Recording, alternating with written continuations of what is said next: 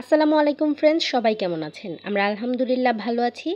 আর একটি নতুন ব্লগ নিয়ে হাজির হয়ে গেলাম। আর আমি সকালে ঘুম থেকে উঠেই স্যুপ রান্না করে নিচ্ছিলাম। একটু মুরগির মাংস ডিম দিয়ে একটু স্যুপ রান্না করে নিয়েছি।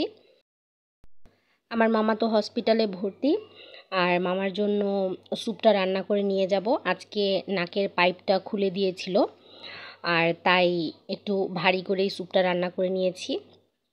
এই যে আমি বোতলের মধ্যে নিয়ে নিয়েছি, এখন নিয়ে চলে যাব হসপিটালে।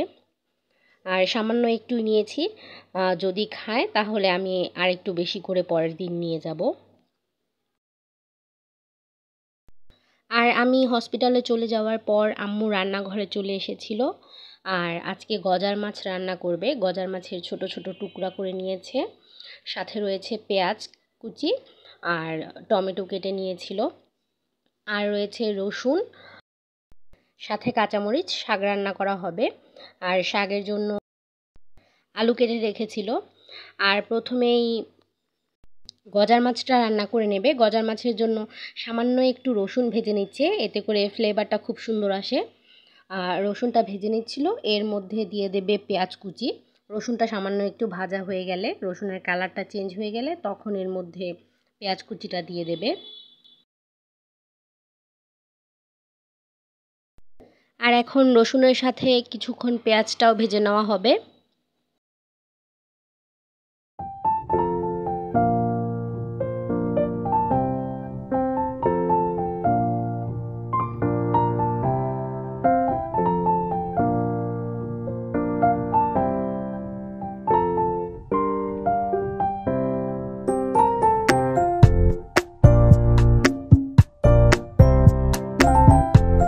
আর পেঁয়াজ ভাজা হয়ে যাওয়ার পর এর মধ্যে একটু পানি দিয়ে দিয়েছিল, ধনিয়া গুঁড়া, লবণ, হলুদ আর মরিচ দিয়ে দিয়েছে। এখন মশলাগুলো খুব ভালোভাবে কষিয়ে নেব।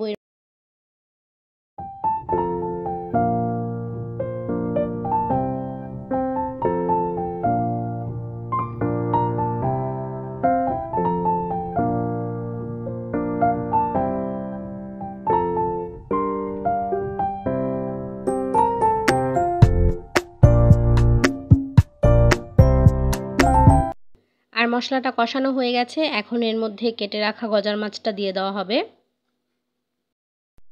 তারপরে তো মশলা আর মাছ কিছুক্ষণ কষিয়ে নেওয়া হবে।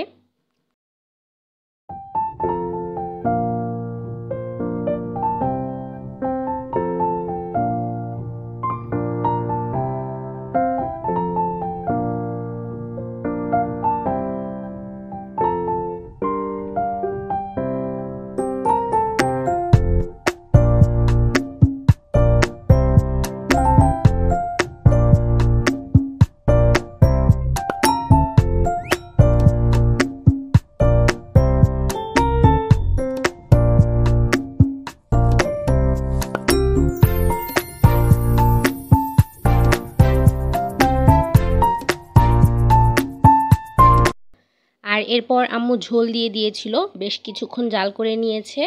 এখন নামানোর আগে কাঁচামরিচ দিয়ে দিচ্ছিল,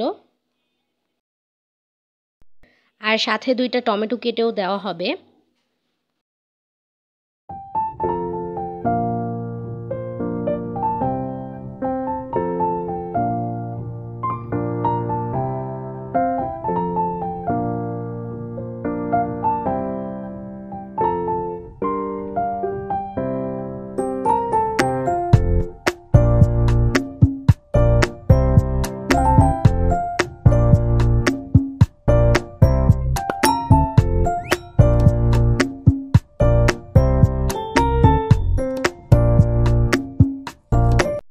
আর রান্নাটা তো কমপ্লিট।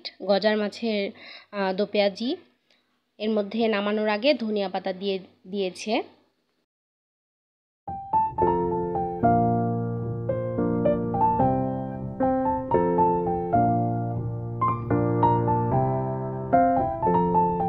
আর তরকারিটা হয়ে যাওয়ার পর ডাঁটা শাক রান্না করে নিচ্ছিল। আর ডাঁটা শাকটা সামান্য একটু লবণ দিয়ে সেদ্ধ করে এর পানিটা ফেলে দেওয়া হবে, কারণ ডাঁটা শাকে দেখা যায় অনেক সময় একটু তেতো ভাব আসে, এর জন্য এই ব্যবস্থাটা নেওয়া হয়েছে। আর তারপরে ডাঁটা শাকের জন্য আলুটা সেদ্ধ করে নেওয়া হয়েছিল, আর আলুর মধ্যে কাঁচামরিচ আর পেঁয়াজ দিয়ে দিয়েছিল।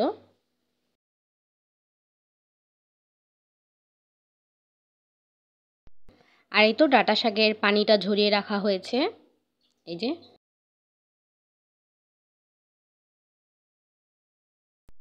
আর এরপরে আম্মু ভাতও বসিয়ে দিয়েছিল, এই যে ভাতটাও হয়ে গেছে প্রায়।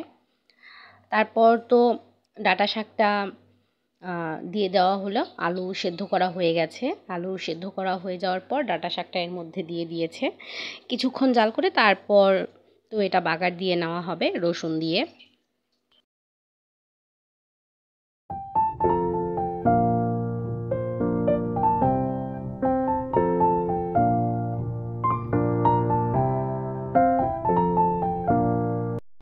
আর ডাঁটা শাকটা সেদ্ধ করা হয়ে গেছে, এখন রসুন আর শুকনা মরিচ দিয়ে ডাঁটা শাকটা একটু বাগার দিয়ে নিচ্ছিল।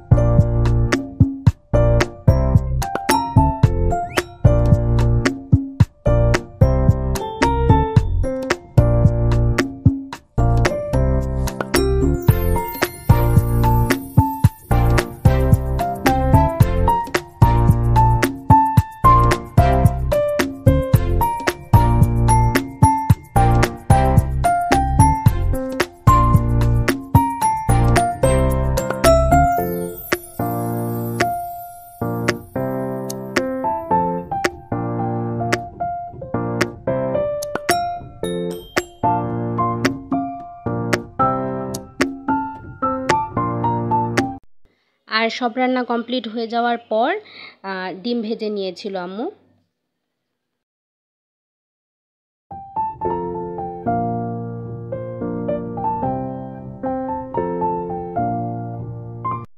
তারপরে আজকে আমি বাসায় চলে এসেছি, আর বাসায় এসেছি আজকে আমি প্রায় সন্ধ্যা 6টার দিকে। আর বাসায় এসে তারপরে আমি ভাত খেলাম মাগরিবের পর।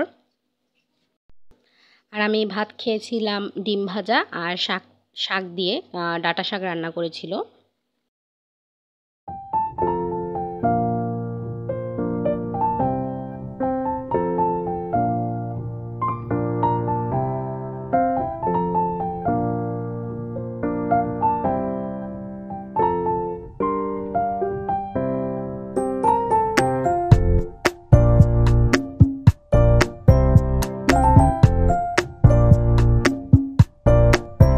এরপরে আম্মু লবণ দিয়ে পানি গরম করে দিয়েছিল, আর আমি পা ডুবিয়ে রেখেছিলাম সেই গরম পানিতে, কারণ আমার পায়ে প্রচুর পরিমাণে ব্যথা ছিল।